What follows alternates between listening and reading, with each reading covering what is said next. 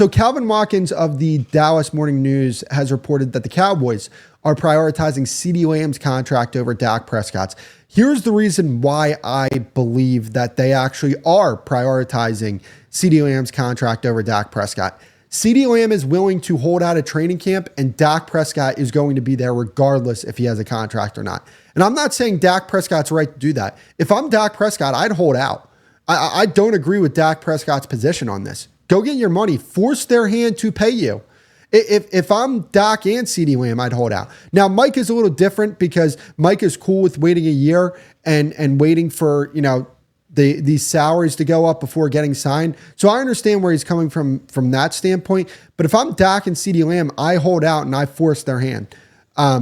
Because at that point, now you're out your quarterback and your wide receiver. They're going to act upon that. That whole deadline makes deals thing. Guess what? That deadline would come a lot shorter or would come a lot earlier if Dak Prescott decided to hold out. So if I'm him, I would do that. I don't agree with his stance on this at all. I understand that he's willing to bet on himself and he wants to be a good leader and all that.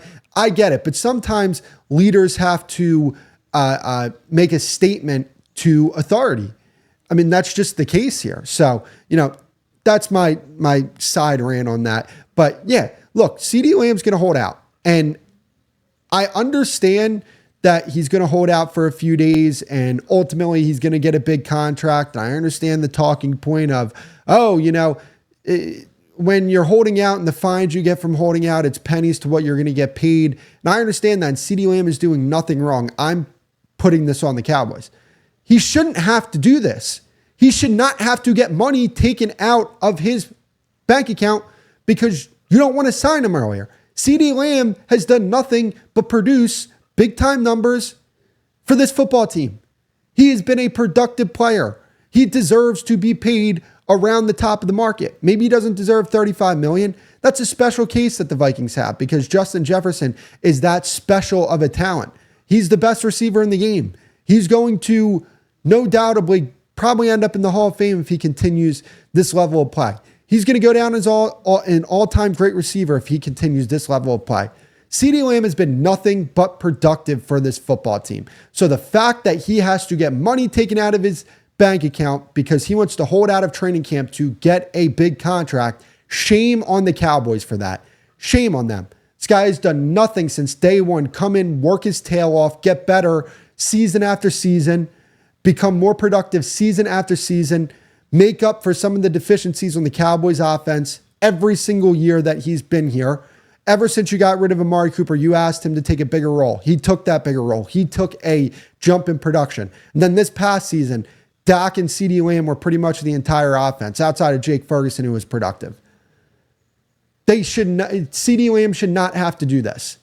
And I'm very disappointed in the Cowboys that they've gotten to this point with CeeDee Lamb. And I know that Ricky guy on X. I don't know who he is. I think he has some inside sources there. This whole thing that if CeeDee Lamb doesn't get $32 million that he's going to request a trade, honestly, don't blame him. Don't blame him one bit if that's the case. He deserves more than $32 million. This is just, it's so damn annoying that the Cowboys do this with their players. And credit to the players, this has not been much of an obstruction for the Cowboys. Like it hasn't for their players because they're drafting the right guys. But my thing is they shouldn't have to go through this. And that's the most disappointing part of it all. Now, do I think they get both of these guys done? I do. I really do. I think they're going to re-sign Dak Prescott. Clarence Hill said it on the final word with Boss Cowboy. When was the last time the Cowboys wanted a guy and they didn't get him back when it comes to them being on their team? A big-time star that they have to resign. When was the last time they didn't get that guy back on their team? Now, this is a special circumstance due to the leverage that Dak Prescott has in his contract. So I do want to put that out there. But overall, I think that, with Jerry Jones being as old as he is, Dak Prescott is, in the short term and the long term, because he's only 31 years old. So if you're looking over the next 10 years, your best chance at getting a Super Bowl is with Dak Prescott on this roster. I want people to understand that the things that Dak Prescott does, it takes a very long time to develop those things. He is one of the most cerebral and shrewd pocket passers in the game of football. It takes years to develop the skills that he has. You know, it took Dak 8 years to get to this point. So, you know, ultimately, moving on from Dak Prescott would be the wrong move, and I don't think that's going to be the case. And the fact that they're prioritizing CeeDee Lamb's contract over Dak's doesn't really give me, you know, much, I guess you could say negativity, or I'm not pessimistic about the outlook of Dak Prescott's contract because they're prioritizing CeeDee Lamb.